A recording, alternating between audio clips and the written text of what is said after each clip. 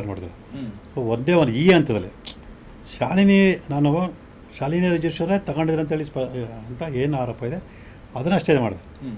ಆದರೆ ಲಂಚ ಕೊಟ್ಟು ಬಡ್ತಿ ಪಡೆದಂಥ ಸತ್ಯ, ಅದ್ರ ಬಗ್ಗೆ ನಾನು ಎಲ್ಲೂ ಇದು ಮಾಡಿಲ್ಲ. ಈ ಹಂತದಲ್ಲೇ ಅಲ್ಲಿ ಏನಾಗುತ್ತೆ ಆ ತನಿಖೆ ಸಂದರ್ಭದಲ್ಲಿ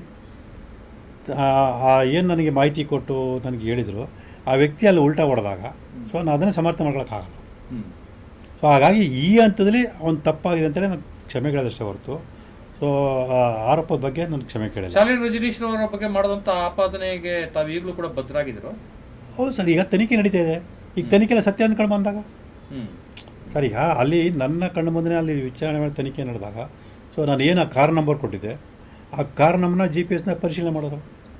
ಆ ಪರಿಶೀಲನೆ ಮಾಡಿದಂಥ ಸಂದರ್ಭದಲ್ಲಿ ನನ್ನ ಏನು ಆರೋಪ ಮಾಡಿದ್ದೆ ಮಾಹಿತಿ ಈಗ ಹೇಳಿದ್ದೆ ಸೊ ಅದೇ ಪ್ರಕಾರ ಆ ಕಾರ್ ಆ ಸ್ಥಳಕ್ಕೆ ಹೋಗಿತ್ತು. ಕಾರ್ ಹೋಗಿದೆ ಅಂದ ತಕ್ಷಣ ಅಲ್ಲಿ ಎಲ್ಲ ಒಂದು ಕಡೆ ವಹಿವಾಟು ನಡೆದಿದೆ, ಅದು ಇದು ನಡೆದಿದೆ ಅಂತ ಹೆಂಗೆ ಬರ್ತಿರ್ತಾರೆ ಸರ್? ತನಿಖೆ ಆಗಬೇಕಲ್ಲ ಸರ್. ಈಗ ನಾನು ಅವತ್ತು ಬೆಂಗಳೂರಲ್ಲಿದ್ದೆ. ಸೊ ಬೆಂಗಳೂರಿನ ಸಂದರ್ಭದಲ್ಲಿ ಇಂಥದೇ ನಂಬರ್ ಕಾರು ಇಂಥ ಸ್ಥಳಕ್ಕೆ ಹೋಗಿದೆ ಅಂತ ನನಗೆ ಮಾಹಿತಿ ಬಂದಿದೆ ಅನ್ನೋದ್ರ ಮೇಲೆ ಹೇಳಿದ್ಮೇಲೆ ಅಂತ ಹೆಂಗೆ ಹೇಳ್ತೀರಿ ನೀವು? ಅದನ್ನೇ ಸರ್, ಯಾಕೆ ಬೇರೆ ಯಾವುದಕ್ಕೆ ಹೋಗಿದೆ ಅವ್ರು ಹೇಳ್ಬೇಕಲ್ಲ, ಅದೇ ತನಿಖೆ ಆಗಬೇಕಲ್ಲ ಸರ್. ಈಗ ಒಂದು ಆರೋಪ ಸಂಬಂಧ ಮಾಹಿತಿ ಬಂದಾಗ ಸಾಕ್ಷಿ ಸಿಕ್ಕಿದಾಗ ಆರೋಪ ಮಾಡೋದಷ್ಟೇ ನಮ್ಮದು ಕೆಲಸ. ತನಿಖೆ ಆದಮೇಲೆ ಇದಾಗುತ್ತೆ. ಸೊ ಆ ಕಾರಣಕ್ಕೆ ಅಂತ ತನಿಖೆ ಮಾಡೋಕ್ಕಿಂತ ಮುಂಚೆ ನಾನು ಶಾಲಿನಿ ರೆಜಿಡೆನ್ಸಿ ಹೆಸರು ಉಲ್ಲೇಖ ಮಾಡೋದ್ರ ಬಗ್ಗೆ ತಪ್ಪು ಅಂತ ನಾನು ಹೇಳಿದಷ್ಟೇ. ಯಾಕಂದ್ರೆ ಅವಾಗ ಹೆಂಗೆ ಬಂತು ಅಂತ ಹೇಳಿದ್ರೆ ಈಗ ಸ್ನೇಹಮಯಿ ಕೃಷ್ಣರವರು ಸರ್ ಅವಾಗ ನನಗೆ ಬಂದ ಮಾಹಿತಿ ಪ್ರಕಾರ ಸ್ಪಷ್ಟವಾಗಿ ಶಾಲಿನಿ ರೆಜಿಡೆನ್ಸಿಗೆ ಕೊಟ್ಟಿದ್ದಾರೆ ಅಂತ ಮಾಹಿತಿ ಬಂದಿರೋದ್ರಿಂದ ಸ್ಪಷ್ಟವಾಗಿ ಇತ್ತು ಆ ಕಾರಣಕ್ಕೆ. ಹೌದು, ಆದರೆ ತಮಗೆ ಮಾಹಿತಿ ಕೊಟ್ಟಂತಹ ಸುದ್ದಿ ಮೂಲಗಳ ಪ್ರಕಾರ ಹೌದು.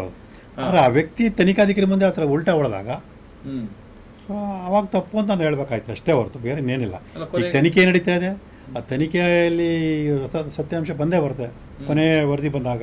ಅಲ್ಲ, ದೂರುದಾರನ ಇದು ಮಾಡೋಂಥ ಟೈಮಲ್ಲಿ ಅವನಿಂದ ಒಂದಷ್ಟು ನೀವು ಈಗ ಅವ್ನು ಯೂಟರ್ನ್ ಹೊಡಿತಾನೆ ಅನ್ನೋಂಥ ಉಲ್ಟಾ ಹೊಡಿಬೋದು ಅನ್ನೋಂಥ ಒಂದು ಇದ್ದಂಥ ಸಂದರ್ಭದಲ್ಲಿ ನೀವು ಪೂರಕವಂತ ಒಂದಷ್ಟು ಸಾಕ್ಷ್ಯಗಳನ್ನು ಯಾಕೆ ಕ್ರೋಢೀಕರಿಸ್ಕೋಬಾರ್ದಿತ್ತು?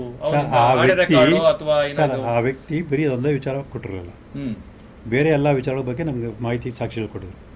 ಆ ಎಲ್ಲ ಸಾಕ್ಷ್ಯಗಳಲ್ಲಿ ಆ ವ್ಯಕ್ತಿ ಉಲ್ಟಾ ಹೊಡೆದೇ ಇದ್ದಾಗ ಸಂಪೂರ್ಣ ನಂಬಲೇಬೇಕಾಗತ್ತೆ. ಸೊ ಆ ಒಂದು ನಂಬಿಕೆಯಿಂದನೇ ಶಾಲಿನಿ ವಿಚಾರದಲ್ಲೂ ಕೂಡ ನಾನು ಮಾತಾಡಿದ್ದು.